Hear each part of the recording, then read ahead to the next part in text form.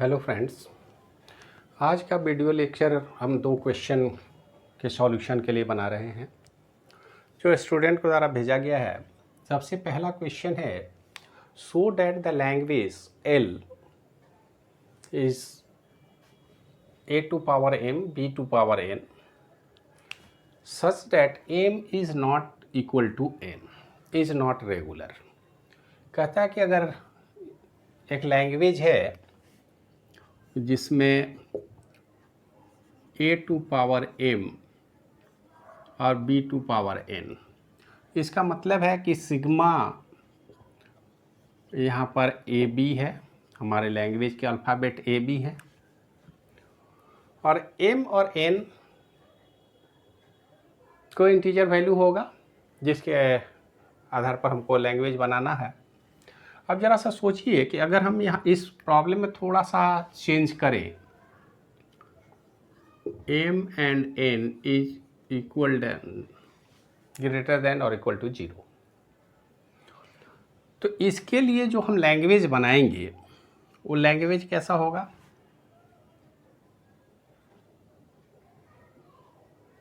a और b दोनों 0 हो सकता है, मतलब इसमें एप्सिलॉन आएगा। a आ सकता है, b आ सकता है, ए बी आ सकता है, ए बी आ सकता है, ए बी आ सकता है, and so on. Language infinite है। लेकिन इस लैंग्वेज की खूबी ये है कि इसमें हमको काउंट करने की ज़रूरत नहीं है कि m का वैल्यू क्या है, n का वैल्यू क्या है। जो भी वैल्यू होगा, मतलब इसके लिए अगर हम चाहें तो एक DFA बना के देखते हैं। जैसा देखिए, यहाँ पर हमने Q0 स्टेट लिया, यहाँ पर हमने A का लूप लगा दिया, B आने के बाद हम स्टेट चेंज करके Q1 पर चले जाते हैं, और यहाँ पर हम B का एक लूप लगा दें, इसको हम फाइनल स्टेट मान लें। और चूँकि एप्सिलॉन भी है तो इनिशियल स्टेट भी फाइनल होगा। तो ये DFA इस लैंग्वेज के लिए बन गया, और इस DFA के बनने से ये बात स्पष्ट हो गया कि ये जो लैंग्वेज है वो निश्चित रूप से रेगुलर है, क्योंकि रेगुलर लैंग्वेज का आप DFA बना सकते हैं। अब जरा सा यहाँ पर थोड़ा सा अगर हम चेंज कर दें, ऐसा नहीं लिख करके इसमें हम लिख दें m is equal to n, अब क्या होगा? अब तो हमें काउंट करना होगा, दोनों के नंबर बराबर होंगे। तो दोनों के नंबर बराबर होंगे, उसके लिए हमें अब इस लैंग्वेज के लिए दो काम करने होंगे। पहले तो हमें ऑर्डर ध्यान रखना होगा कि A के बाद ही B आना चाहिए। ऑर्डर तो हम याद रख सकते हैं, DFA है ही ऑर्डर को ही तो आइडेंटिफाई करते हैं हम कि A के बाद क्या होगा, B के बाद क्या होगा, C के बाद क्या होगा, या स्टार्टिंग में क्या होगा, एंडिंग में क्या होगा, बीच में क्या होगा। उसके लिए तो DFA बना सकते हैं, स्टेट चेंज करके हम आसानी से पता लगा सकते हैं। लेकिन जहाँ तक काउंटिंग की बात है, ये काम हमारा DFA नहीं कर सकता। तो आप सोचिए कि यदि m और n बराबर हैं, ये काउंट आप नहीं कर सकते हैं, तो इसी का उल्टा हम क्वेश्चन पूछ दें कि बराबर नहीं है। अरे भाई, बराबर नहीं है, अभी तो हम काउंट करके ही बताएंगे। दो नंबर अगर आपस में बराबर नहीं है तो बिना काउंटिंग हम कैसे बताएंगे को बराबर नहीं है? ऑपरेशन तो वही हो गई।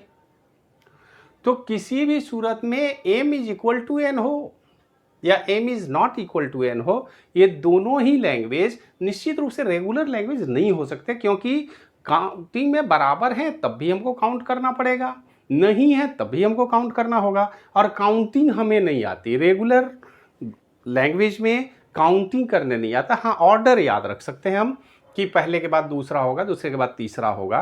तो इस तरह से इस लैंग्वेज में देखिए दो बात आपको ध्यान रखनी है हमेशा। ऑर्डर अगर केवल याद रखना है तो निश्चित रूप से रेगुलर होगा। अब इसमें हमारा कहना है कि मान लेते हैं हम यहां पर बोल दें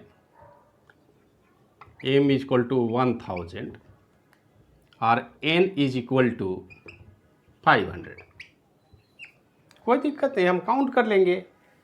इसको 1000 स्टेट हम बना लेंगे, ये हमारा 1 स्टेट है, इस तरह के 1000, क्योंकि हमारे पास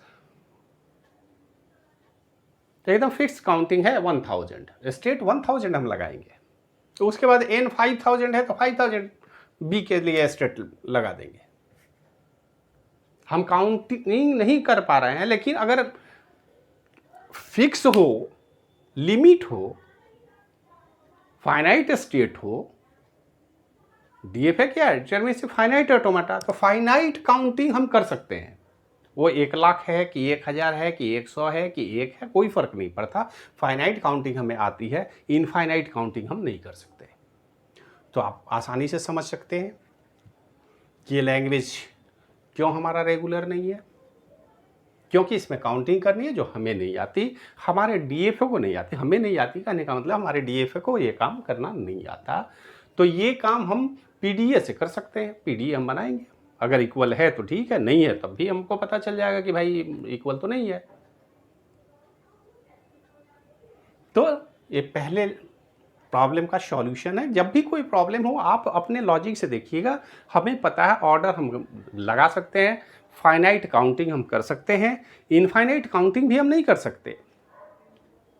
और दूसरी बात है कि हम अगर कंपैरिजन की बात हो, काउंटिंग की बात हो, तो वो काम नहीं कर सकते हैं। तो इस बात को आप ध्यान में रखेंगे। ये तो हो गई पहली बात। अब जरा सा सेकेंड क्वेश्चन की तरफ बढ़ें। क्वेश्चन नंबर 2 कहता है discuss the closure property of regular language.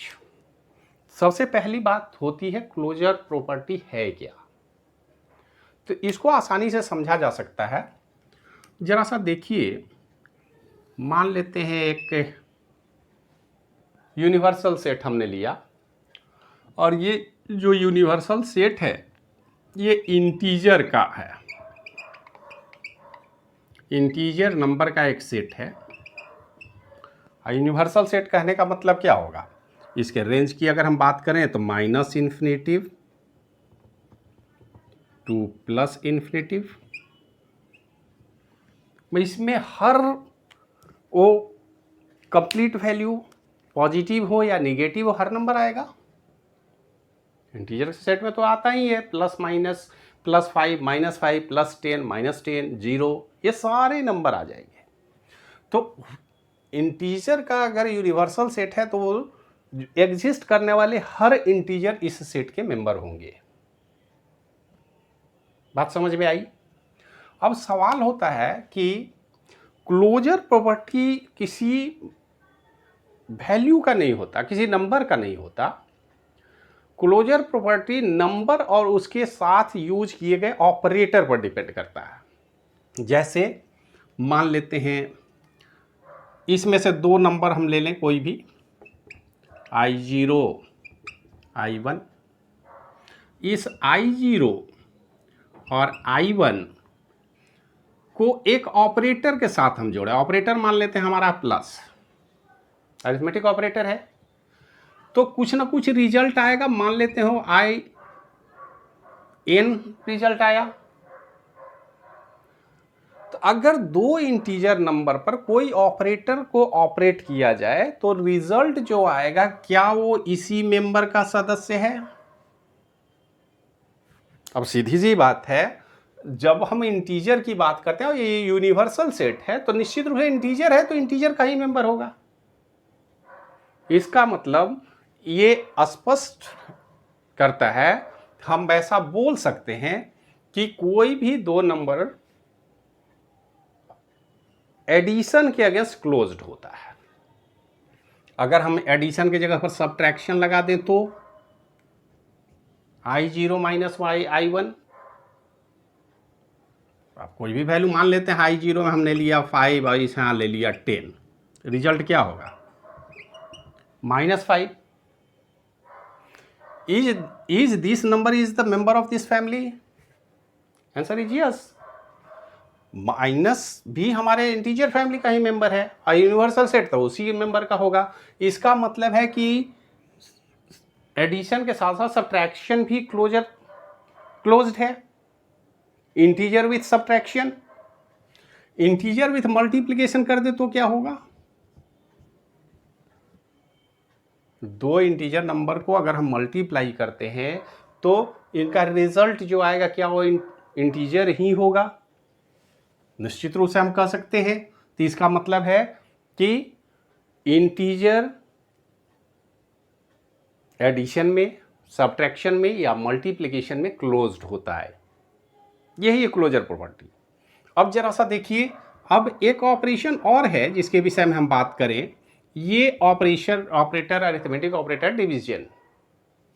अगर हम इन्हीं दो नंबर की बात करें और चलिए हम पॉजिटिव नंबर ही ले लें, तो i0/i1 क्या होगा? 5/10, result is 1/2। Is this result is the member of this set? Answer is no. इसका मतलब है कि डिवीजन में इंटीजर वैल्यू क्लोज्ड नहीं होता है। बात समझ में आ गई? मतलब अब कौन सा क्लोज्ड है और किस ऑपरेशन में क्लोज्ड नहीं है, ये हमारे नंबर पर डिपेंड नहीं करता, बल्कि उस ऑपरेटर पर डिपेंड करता है कि ऑपरेटर के बाद जो रिजल्ट आएगा वो अगर उसी मेंबर का, उसी फैमिली का मेंबर है तो क्लोज्ड है, नहीं है तो नहीं है। सीधी सी बात हो गई। अब जरा सा हम अपने क्लोजर प्रॉपर्टी को देखें और हम बात कर रहे हैं रेगुलर लैंग्वेज की। तो रेगुलर लैंग्वेज का भी एक रेंज होगा, मान लेते हैं। अब रेगुलर लैंग्वेज का क्या रेंज होगा ये तो हमें नहीं पता, हम नहीं बता सकते। हम क्या करेंगे, दो काम हम कर सकते हैं। या तो रेगुलर लैंग्वेज कहीं ना कहीं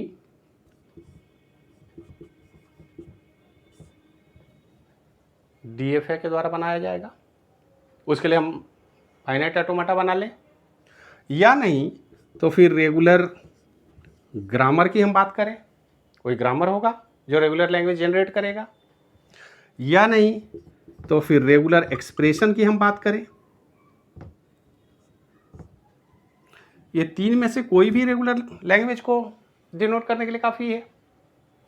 अब मान लेते हैं दो हमारे पास, जरा सा देखिए, Q0 एंड Q1, हम ऐसा मान लेते हैं। यहाँ पर बहुत सारे स्टेट हैं, लेकिन ये एक फाइनाइट ऑटोमेटा का रिप्रेजेंटेशन है। अगर हम कहीं ना कहीं जा करके यहाँ पर ये मान लेते हैं QN हमने रखा, n स्टेट में ये हमारा फाइनाइट ऑटोमेटा तैयार हुआ।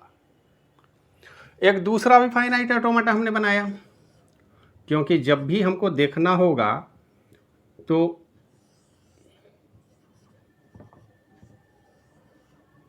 एक दूसरा फाइनाइट ऑटोमेटा है। अब क्लोजर प्रॉपर्टी को फाइंड करना है, सबसे पहले बात करते हैं यूनियन।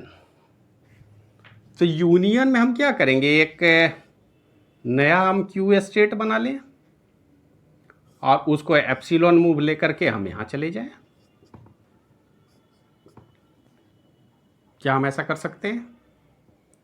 बिल्कुल कर सकते हैं। अगर ये रेगुलर लैंग्वेज है, ये रेगुलर लैंग्वेज है, तो दोनों का यूनियन भी तो रेगुलर लैंग्वेज ही होगा।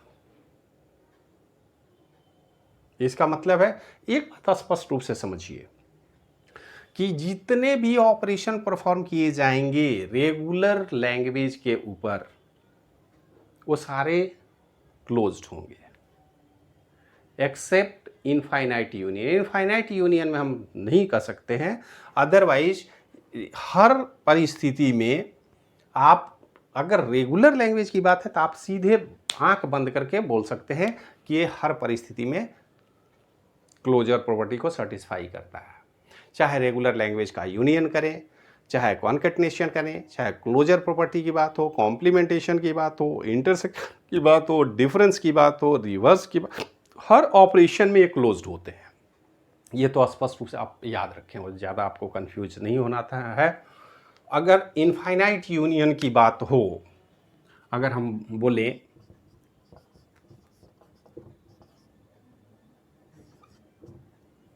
इनफाइनाइट यूनियन, तो इनफाइनाइट यूनियन के केस में ये रेगुलर नहीं होता, ये ध्यान में रखिएगा, सिर्फ इस केस में। अदरवाइज रेगुलर लैंग्वेज है तो हर स्थिति में वो क्लोज प्रॉपर्टी होगा, क्लोजर प्रॉपर्टी को सेटिस्फाई करेगा। इनफाइनाइट यूनियन में नहीं होता है, पहली बात। अब जैसे यूनियन की बात है, कॉन्केटेनेशन में क्या होता है कि दो अगर स्टेट है तो इनको इधर से नहीं जोड़ करके हम इसको यहाँ से जोड़ दें, अगर ये भी रेगुलर है ये भी रेगुलर है तो कॉन्केटेनेशन मतलब आपस में अटैच कर दिया हमने, तो निश्चित रूप से रेगुलर होगा। अगर हम क्लोजर प्रॉपर्टी की बात है, क्लीन स्टार क्या होता है कि अगर कोई मान लेते हैं हमारा रेगुलर एक्सप्रेशन है, तो इस रेगुलर एक्सप्रेशन को 0 time epsilon, 1 time, 2 time, 3 time, 4 time, मतलब कोई एक डीएफए है उसको 100 बार अगर हम ऐड कर लें तो क्या फर्क पड़ता है, वो भी रेगुलर होगा। फाइनाइट हो इनफाइनाइट हो, कोई भी लूप बना सकते हैं। तो क्लोजर प्रॉपर्टी क्लीन स्टार भी क्लोज होगा। कॉम्प्लीमेंटेशन बोलता है कि मान लेते हैं एक रेगुलर लैंग्वेज है और इस रेगुलर लैंग्वेज इसी सेट का मेंबर है, यूनिवर्सल सेट का मेंबर है। अगर रेगुलर लैंग्वेज है, रेगुलर लैंग्वेज का अगर यूनिवर्सल सेट हम लेते हैं तो उसी का मेंबर होगा।